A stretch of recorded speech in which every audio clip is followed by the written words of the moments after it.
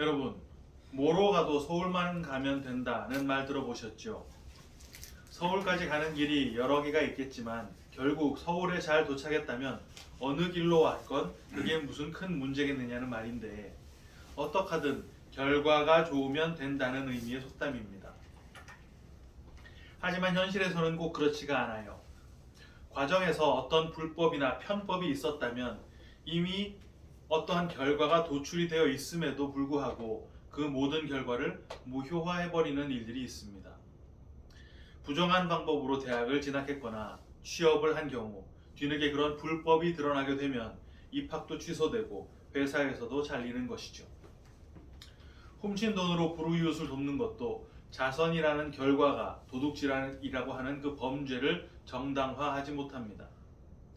법정에서도 불법적으로 취득한 녹취나 증거물은 실제 재판에서 증거로서의 효력을 인정받지 못하고 증거 채택이 기각당하고 말지요.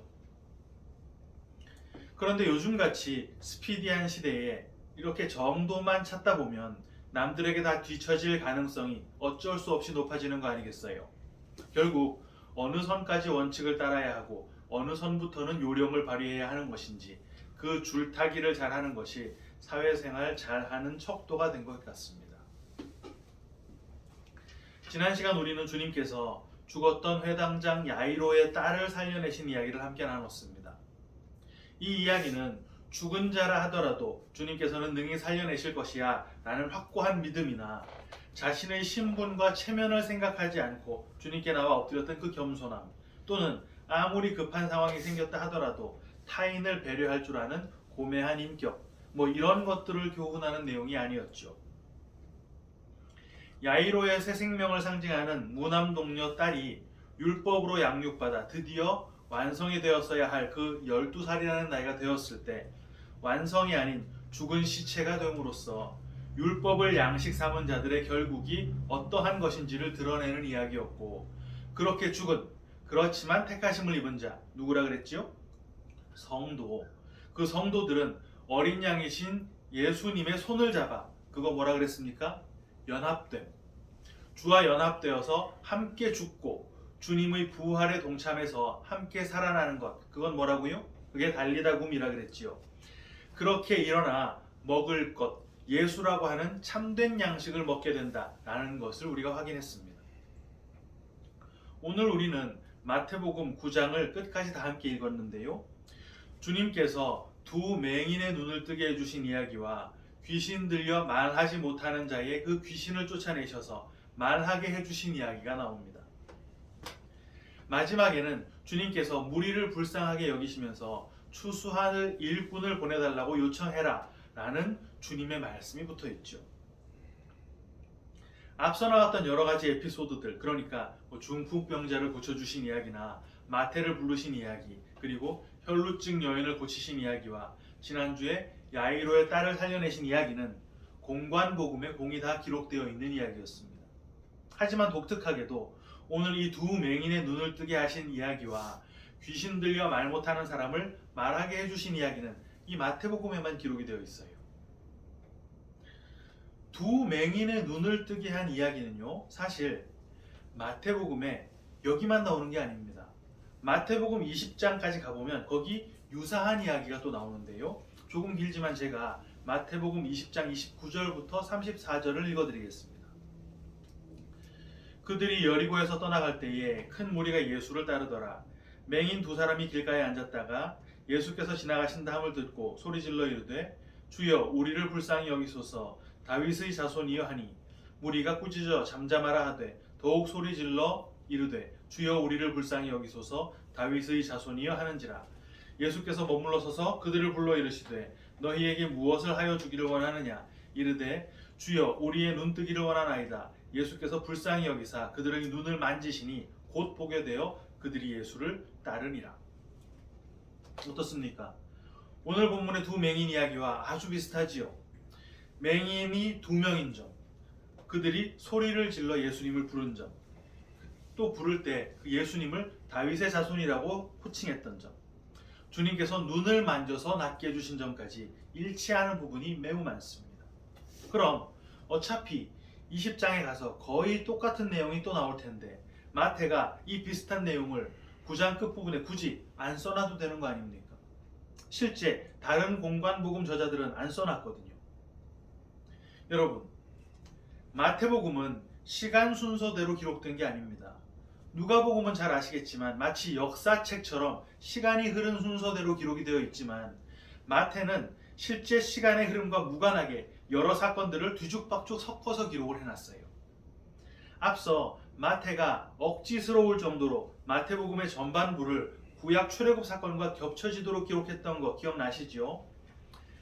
구약 당시에 모세가 받았던 그 돌판의 율법을 모세가 모형하고 있었던 예수님, 어떤 예수님인데요? 말씀이 육신이 되어 오신 그 예수님, 그 예수님께서 구약의 그 율법을 다시 다 풀어내 주셨고 그게 바로 산상수훈이었지 않습니까? 이렇게 마태는 어떠한 목적을 두고 당시 일어났던 사건과 행적 그리고 주님께서 주신 비유나 강화들을 시간적 흐름과 상관없이 어떤 사건은 빼기도 하고 어떤 사건은 앞당겨서 기록하고 또 어떤 사건은 뒤로 밀기도 하면서 전체의 흐름을 통해 어떤 메시지를 전달하고 있는 것입니다. 그럼 오늘 본문 어차피 20장까지 가보면 유사한 사건으로 다 설명할 수 있는 내용을 굳이 이 부분에 끼워 놓은 것도 뚜렷한 어떤 목적이 있겠지요. 산상수훈이 7장에서 마무리가 됐고 8장이 시작되자마자 처음 소개됐던 사건은 백부장의 하인을 치유하신 사건입니다. 이 사건에서 주님은 백부장의 믿음을 크게 칭찬하셨죠. 그 후 주님께서는 제자들과 함께 배를 타고 바다를 건너가시다가 풍랑으로 죽게 되었던 그 제자들이 주무시는 주님을 깨웠을 때 제자들의 그 믿음 없음에 대한 말씀을 하셨습니다. 이 믿음이라고 하는 화두는 9장으로 와서도 계속 진행이 되는데요. 침상에 누운 중풍병자를 치유하시는 사건에서도 나타납니다. 9장 2절이죠. 침상에 누운 중풍병자를 사람들이 데리고 오거늘 예수께서 그들의 믿음을 보시고 중풍병자에게 이르시되 작은 자야 안심하라 네 죄 사함을 받았느니라. 그 후에 혈루증 여인의 이야기에서도 이 믿음은 계속 언급이 됩니다. 9장 22절 예수께서 돌이켜 그를 보시며 이르시되 딸아 안심하라 네 믿음이 너를 구원하였다 하시니 여자가 그 즉시 구원을 받으니라. 회당장 야이로의 딸이 살아난 이야기 역시 좀 더 상세하게 기록된 병행 구절을 보면 죽은 딸이 살아날 수 있었던 공식이 언급되어 있었잖아요. 그거 뭐였습니까? 두려워 말고 믿기만 하는 것이었죠. 이 믿음이라고 하는 이야기가 오늘 본문에까지 연결이 되어 있는데 바로 본문 28절 29절 다시 읽어드립니다. 예수께서 집에 들어가시매 맹인들이 그에게 나아오거늘 예수께서 이르시되 내가 능히 이 일 할 줄을 믿느냐 대답하되 주여 그러하오이다 하니 이에 예수께서 그들의 눈을 만지시며 이르시되 너희 믿음대로 되라 하시니. 이렇게 마태는 이 믿음이라고 하는 주제를 집요할 정도로 계속해서 끌고 가고 있습니다.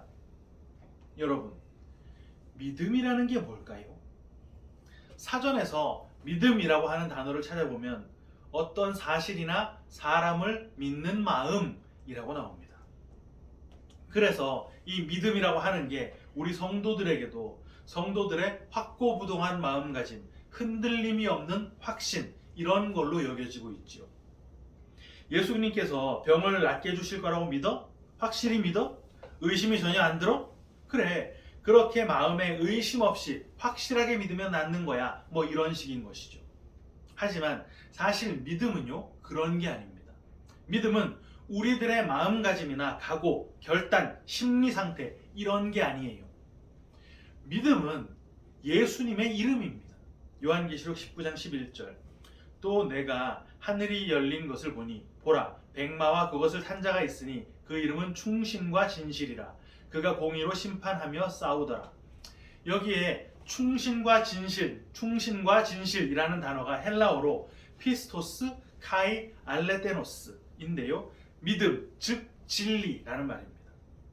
백마를 타신 주님의 그 이름이 바로 진리고 그 이름이 바로 믿음이다 라는 말을 하는 것이죠. 만약에 믿음이라고 하는 것이 나의 확신, 나의 확고부동한 마음 상태라고 한다면 그건 나에게서 발현되고 나에게서 자라난 말 그대로 내 거 아닙니까? 하지만 성경은 그 믿음을 하나님께서 선물로 주신 것이라고 정확히 언급하고 있습니다. 에베소서 2장 8절. 너희는 그 은혜에 의하여 믿음으로 말미암아 구원을 받았으니 이것은 너희에게서 난 것이 아니요 하나님의 선물이라. 그러니까 이 믿음으로 말미암아 구원을 받았다라는 말은 예수로 말미암아 구원을 받았다라는 말과 동일한 의미란 뜻입니다. 다시 말해 믿음은 감정 상태, 심리 상태, 마음가짐 이런 게 아닌 내 밖에 있는 예수라고 하는 존재인 것이고, 그 내 안에 믿음이 있다라고 하는 말은 그 예수가 내 안으로 들어왔다라는 말을 하는 거예요. 그럼 이제 한번 생각해 보십시오. 주님께서 산상수훈을 통해 율법은 어떤 행위를 꺼내 놓아야만 하는 짐이 아니라 사랑이다라고 하는 것을 가르쳐 주셨습니다. 그리고는 실제로 율법에 매여 율법의 포로가 된 자들에게서 그 율법을 끊어내 주시고 사랑의 법을 적용하기 시작하셨죠. 어떤 일이 일어났습니까? 행위를 꺼내놓는 것으로 인정받아 당당히 자기 하인의 치유를 요구했었던 그 백부장은 그 행위를 다 기각당하고 자신의 소유였던 그 병든 하인이 더는 자기의 소유가 아니라는 것을 깨닫게 됩니다. 자기의 소유가 맞다면 주인인 백부장 자기의 바램대로 병이 나았어야 했을 텐데 그 하인은 낫기는커녕 오히려 죽을 지경이 되고 말았거든요. 진짜 주인은 주님이시다라는 것을 비로소 그 백부장이 발견하게 된 것이고, 주님이 원하시면 나을 것이다라는 그 고백을 하게 되었죠. 그걸 주님께서는 큰 믿음이라고 칭찬하셨습니다. 그렇다면 그게 무슨 말입니까?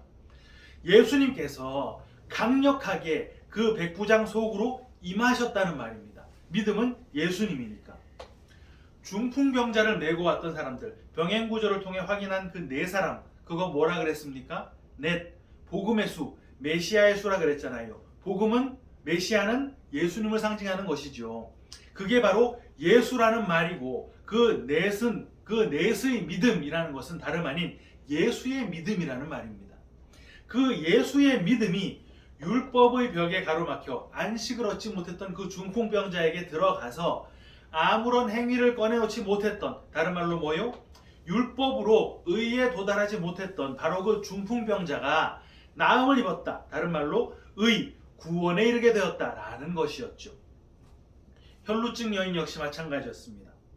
12년이라고 하는 그 기간 동안 다른 모든 방법이 다 기각당하고 유일하게 남아있었던 최종 선택지 신랑 예수를 딱 붙들었을 때 그걸 믿음으로 인정받았잖아요.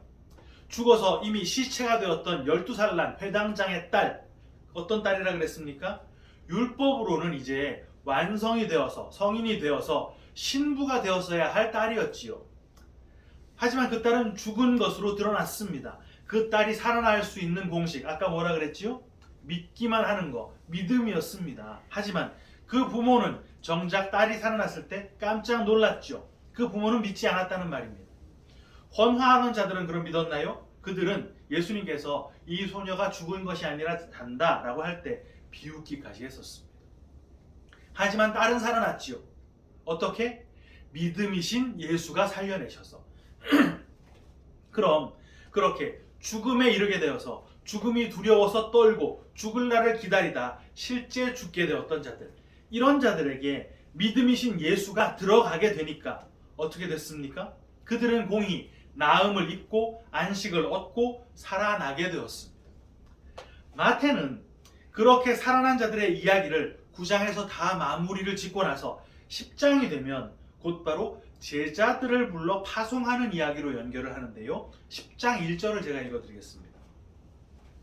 예수께서 그의 12제자를 부르사 더러운 귀신을 쫓아내며 모든 병과 모든 약한 것을 고치는 권능을 주시니라. 그리고는 뒤이어서 12제자의 이름을 쭉 나열해 놓지요. 그렇다면 마태가 굳이 율법에 매였다가 믿음으로 그 율법에서 풀려나 살아나고 안식을 얻은 자들의 이야기와 제자들이 세워지는 그 이야기의 중간에 두 맹인이 눈을 뜨게 된 이야기, 말 못하는 자가 말하게 되는 이야기를 끼워 놓은 목적이 뭐라는 말입니까? 제자로 서게 되는 자들은 반드시 이 과정을 지나게 된다라는 말을 하려는 것입니다. 어떤 과정인데요? 율법에 매여 있다가, 다른 말로 죽어 있다가 율법에서 노임을 받은 자, 다른 말로 살아나게 된 자들, 그들만 비로소 빛을 보지 못하고 있음을 깨닫게 된다는 거예요. 여러분, 보지 못한다는 게 뭡니까? 눈이 빛을 인식하지 못한다는 거잖아요. 그 결과 외부로부터 아무런 시각적 정보를 못 받게 되는 것입니다. 그게 바로 맹인이지요. 그런데 실제 빛이 왔을 때 빛을 깨달았던 사람이 있었습니까? 요한복음 1장 5절 빛이 어둠에 비치되 어둠이 깨닫지 못하더라. 어둠은요, 빛을 깨닫지 못했습니다. 그 어둠이 누군데요? 택하심을 입은 자를 포함한 전 인류였습니다. 단 한 명의 예외도 없이 모두가 다 어둠이었었단 말이죠.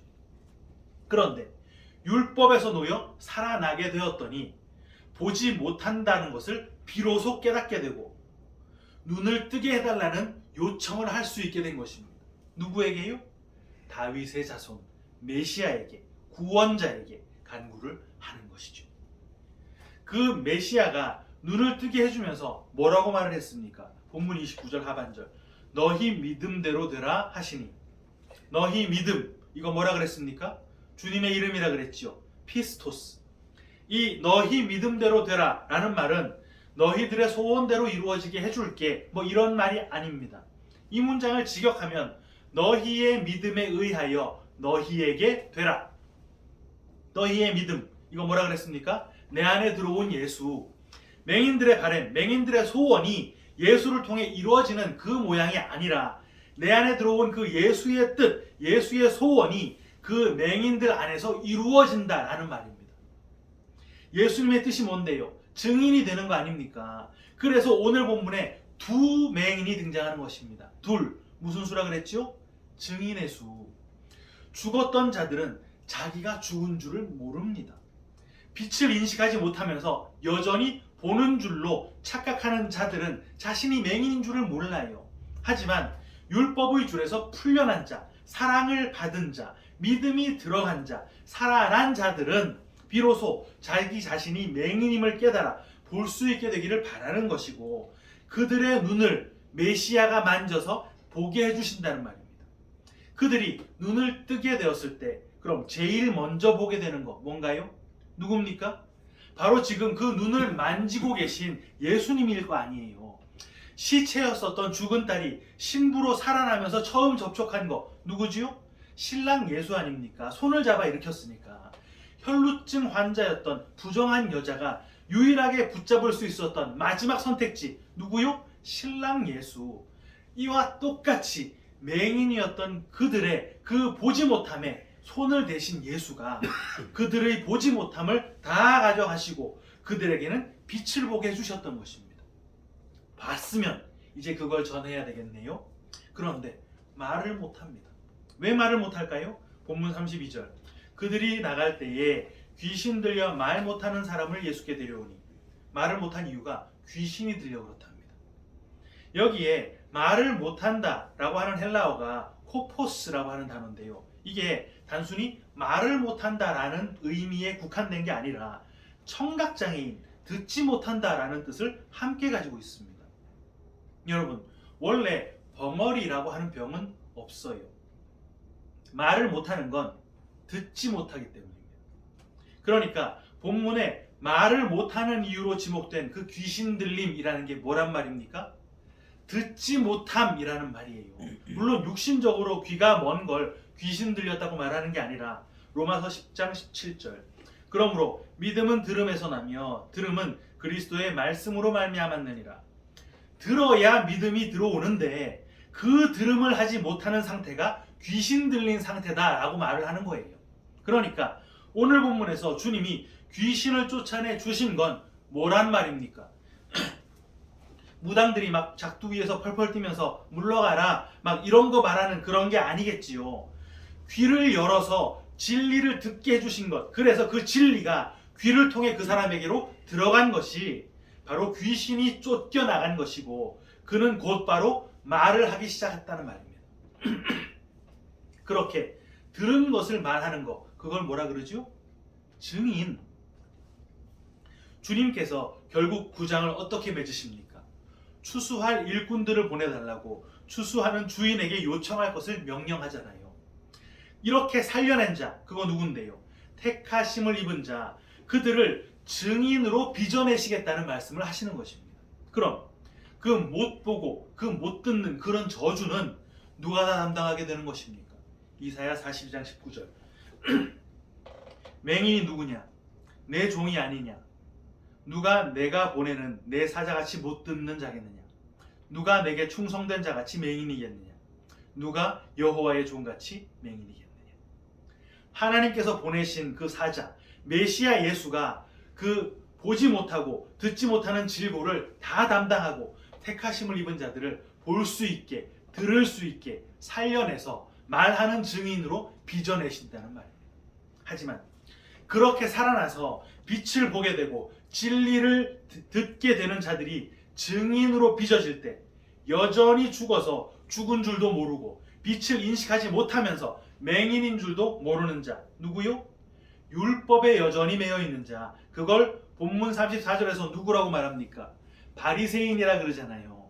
그들은 귀신이 쫓겨나가는 걸 보고 예수가 귀신의 왕의 힘을 빌어서 한 것이라고 말을 했습니다. 이거요 마타도 하고 있는 게 아닙니다. 그들은 정말 그렇게 느끼는 거예요. 왜? 그들의 입장에서 앞을 못 보고 귀신 들린 자는 하나님의 저주를 받은 자들일 텐데 그들이 율법을 통해 다른 말로 하나님께 인정받을 만한 어떤 행위를 꺼내 놓는 것을 통해서 나음을 입게 된 게 아니었거든요. 그럼 그들 개념으로 하나님께서는 그런 자들에게 은혜를 주지 않아야 맞다는 말입니다. 그래서 그 치유가 귀신의 왕의 힘이었다라고 바리새인들이 말을 했던 거예요. 사랑하는 K-퍼스트 처치 성도 여러분, 우리가 다 죽은 줄도 모르고 맹인인 줄도 모르고 듣지 못하는 자인 줄도 모르던 율법에 매여 죽었던 자들입니다. 그런데 우리를 살려내셨어요. 어떻게?